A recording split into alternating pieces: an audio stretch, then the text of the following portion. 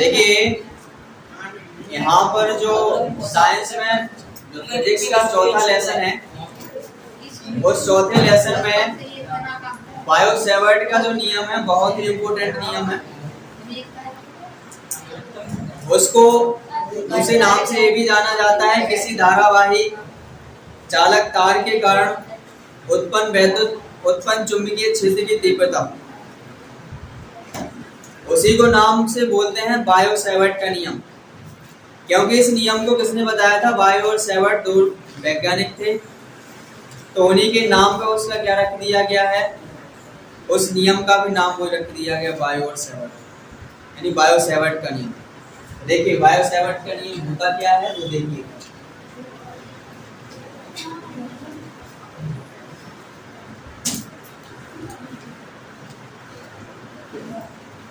Bio Savart का नियम, इसमें क्या था कि इन्हें एक चालक तार में विद्युत धारा प्रवाहित करी थी, और विद्युत धारा जैसे इन्हें प्रवाहित करी तो उसके कारण चुंबकीय क्षेत्र उत्पन्न हो गया। कुछ दूरी पर चुंबकीय क्षेत्र जैसे उत्पन्न हुआ तो उन्हें उसी चुंबकीय क्षेत्र के संबंध में बहुत सारे तथ्य दिए, उसी तथ्य के आधार पर एक फॉर्मूला का निर्माण किया। तो उसी फॉर्मूला का निर्माण करते हैं, यहाँ पर लिखते हैं बायो और सेवर्ट ने, बायो और सेवर्ट ने किसी चालक में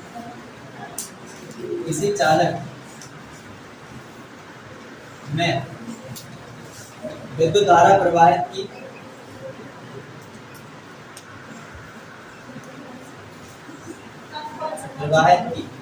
विद्युत धारा प्रवाहित करी थी उसमें,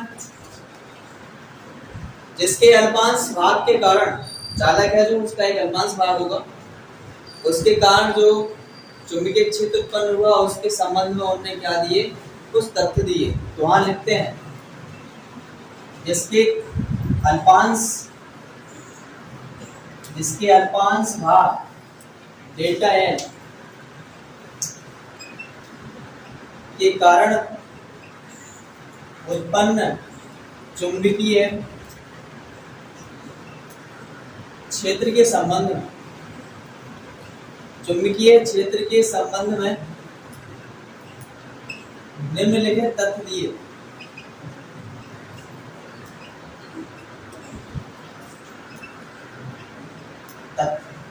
एक इनने अनंत लंबाई का टाल लिया इस तरीके से। इसमें क्या किया गया है, इसमें विद्युत धारा आई प्रवाहित करी थी, तो इसकी अल्पांश भाग मतलब छोटो से टुकड़ा, इतना सा बहुत लंबा तार होता है, लेकिन उन्होंने छोटो से भाग लाओ जिसको बोला गया डेल्टा एल, अल्पांश लंबाई डेल्टा एल। इसके कारण यहाँ वो बिंदु है, इसके कारण कुछ दूरी पर ये बिंदु है जहां पर चुंबकीय क्षेत्र उत्पन्न हुआ, जो कि तार के साथ थीटा कोण पर झुका हुआ, और इनके बीच की जो दूरी थी वो स्मॉल आर ले ली, कुछ दूरी पर चुंबकीय क्षेत्र उत्पन्न हुआ, और उसी संबंध में इन्हें नियम दिए, तथ्य दिए। क्या क्या तथ्य दिए वो देखिए। इन्हें कहा था चुंबकीय क्षेत्र की तीव्रता,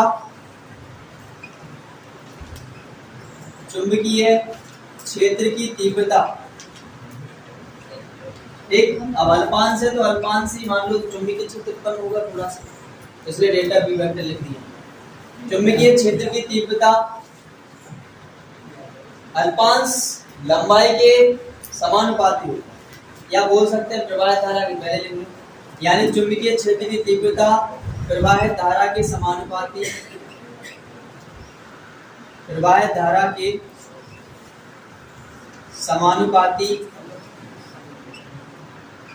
होती है।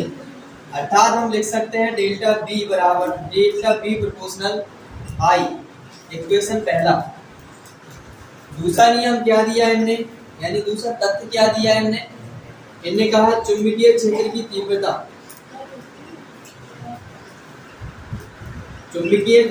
तीव्रता अल्पांश लंबाई के समानुपाती होती है। अल्पांश लंबाई के समानुपाती होती है।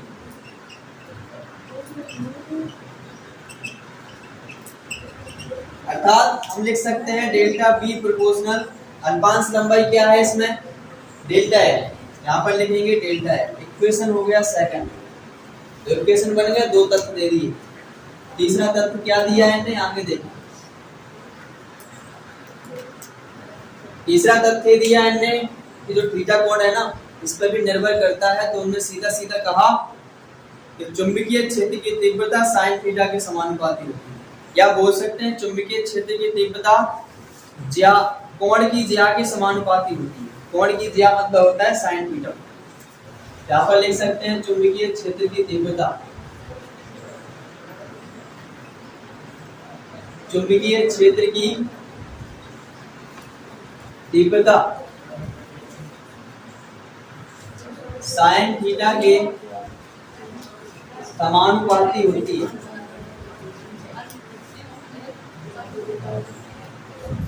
अर्थात लिख सकते हैं delta B proportional sine theta. ये हो गया इक्वेशन थर्ड। चौथा इक्वेशन क्या कहा था, उनके बीच की दूरी के वर्ग के व्युत्क्रमानुपाती होती है। तो सीधा लिख सकते हो चुंबकीय क्षेत्र की तीव्रता, चुंबकीय क्षेत्र की तीव्रता दूरी के वर्ग के व्युत्क्रमानुपाती होती है, व्युत्क्रमानुपाती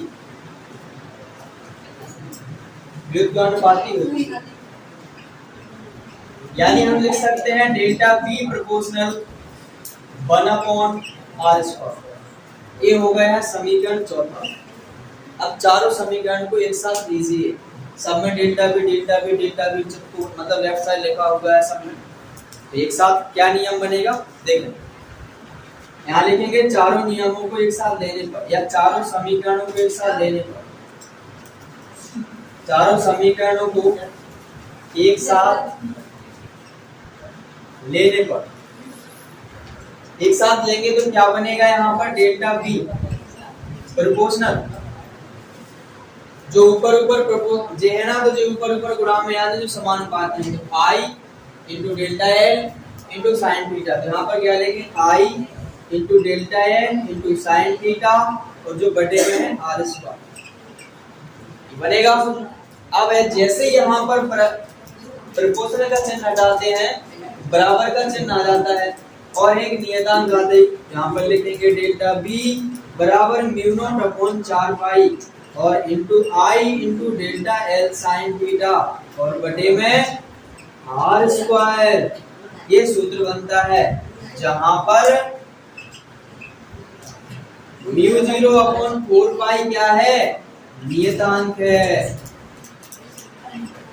अब जब नियतांक है तो इसकी वैल्यू भी होती है। तो इतना उतारो पहले, और फिर इसके बाद आगे समझते हैं। तो यहाँ पर जो इसमें जो μ0 आया है और बटे 4 नियतांक था, लिख दिया हमने। यहाँ जो μ0 है इसका मान क्या होता है, इसे कहते क्या है वो भी देखते हैं। देखिए जहां पर जो μ0 है, μ0 क्या है,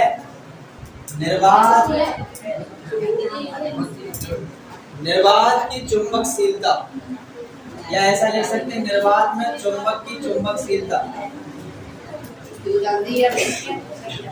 निर्वात में चुंबक की चुंबकशीलता,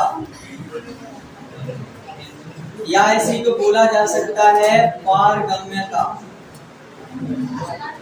पारगम्यता इसी को क्या बोला जाएगा, या तो निर्वात की चुंबक की चुंबकशीलता या पारगम्यता μ0 की, जिसमें μ0 बराबर फॉर्मूला क्या, μ0 की जो वैल्यू होती है वो क्या होती है, μ0 की वैल्यू होती है 4 गुणा 10 की पावर माइनस के 7, 4 गुणा 10 की पावर माइनस के 7।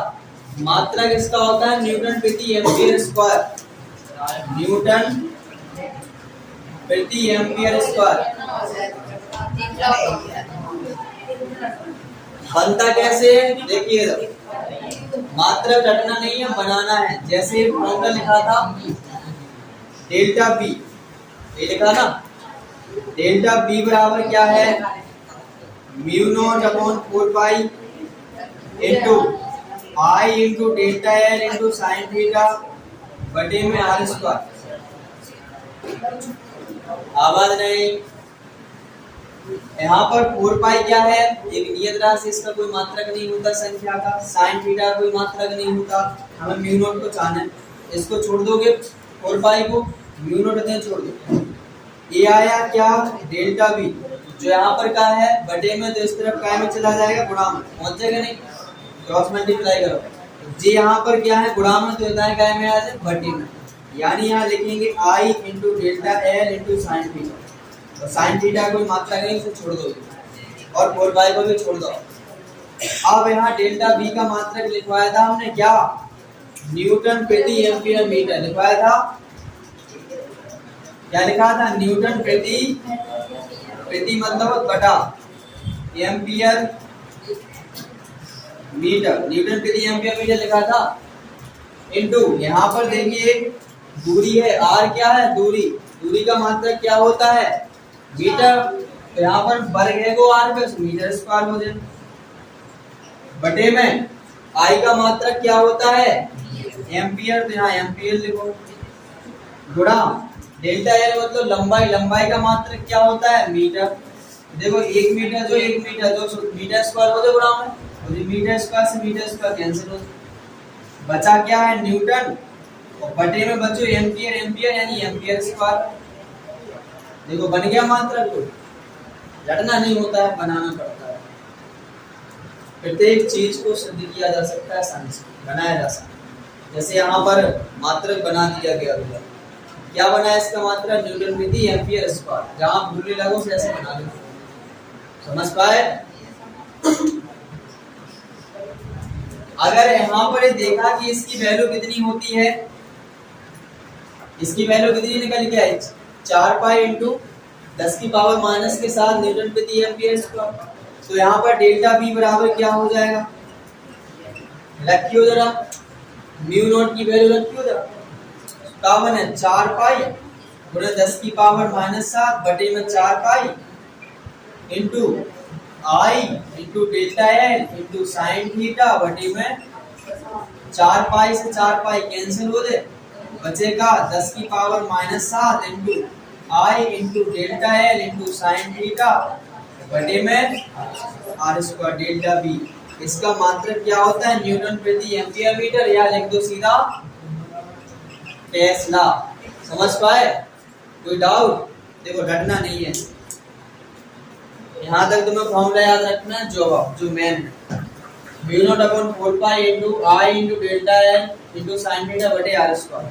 व्याख्या जब करोगे पूरा नियम लिखोगे तो ऊपर वाले जो है उनके समानुपाती हुई है चुंबकीय क्षेत्र की तीव्रता, और जो नीचे है उसके व्युत्क्रमानुपाती हुई है, तो उसमें क्या लिखोगे, ठीक है भूल जाओ, तो नियत अंक है, ये तो प्रोपोर्शनल हट गया है, तो क्या लिखोगे चुंबकीय क्षेत्र की तीव्रता प्रवाह धारा के समानुपाती होती है, ये लिखने में लगा हुआ है, पहले समझ लो, चुंबकीय क्षेत्र की तीव्रता प्रवाह धारा के समानुपाती होती है।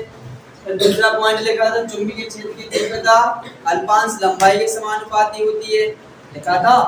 इसके बाद लिखा है चुंबकीय क्षेत्र की तीव्रता साइन थीटा के समानुपाती होती है।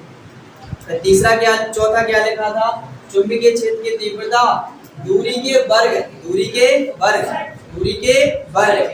के व्युत्क्रमानुपाती मतलब होता है बटे में, ये व्युत्क्रमानुपाती होती है। तो जो फॉर्मूला याद करके पूरा बायोट का नियम याद नहीं हो सकता है, आराम से लिख सकते ना, समझ पाए, कोई दिक्कत किसी को तो इतना उसमें ऐड कर लीजिए जल्दी से।